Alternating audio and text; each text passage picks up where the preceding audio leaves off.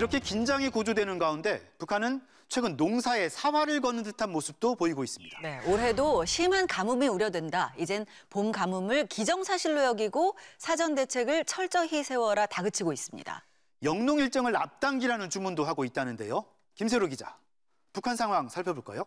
네, 황해남도와 평안북도 등 각 지역 농촌에선 지난달 말부터 일찌감치 밀과 보리를 파종하기 시작했는데요. 작년과 비교하면 열흘 가까이 앞당긴 셈입니다.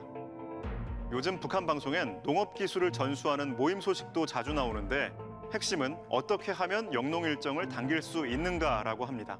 올해 예견되는 농업기상 조건에 대처해서 전반적인 영농 촉기를 앞당기는 데서 나서는 실무적 문제들과 영농 일정을 이렇게 당기는 이유, 뭐 때문인가요? 네, 통상 밀보리 파종이 끝나면 4월에서 5월 모내기에 앞서 모판도 만들고 각종 준비를 하는데요. 일정을 당겨 빨리 끝내는 만큼 다른 일을 할 시간을 벌 수 있습니다. 또 최근 강조하고 있는 이모작 과정에서 수확철과 다른 작물 파종 시기가 겹치지 않게 하기 위해서도 필요하다고 합니다. 땅을 놀리지 않고 계속해서 땅을 농사를 짓는 것은 생산량을 조금이라도 더 늘리려고 하는 그런 목적이 있는 것이죠. 또 다른 이유도 있는데요. 봄 가뭄에 대비하는 조치란 겁니다. 수rop학이라든지 강하천 바닥팍이라든지 영농 일정물을 조금씩 당겨놔야 가뭄과 관련해서 어떤 작업이 시작될 때 그 작업에 공정의 여유가 생기는 거예요. 지난해도 봄 가뭄이 심했잖아요. 그래서 올해 더 재촉하는 듯합니다. 네, 우리나라도 남부지방에선 벌써 가뭄 피해가 잇따르고 있는데요. 북한도 3월 초 강수량이 예년에 비해 적다면서 경계합니다.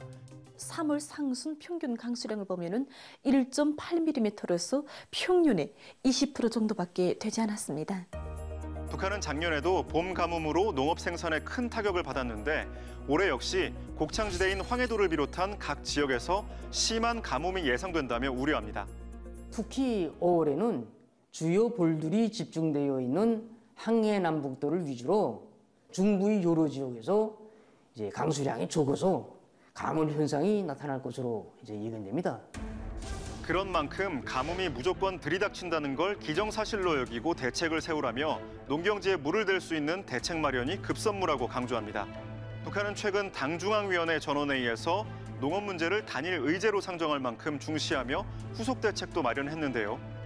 간석지를 개간하거나 토지 장부를 대조해 숨은 땅을 찾도록 하는 등 재배 면적을 확대하는 방안도 독려합니다.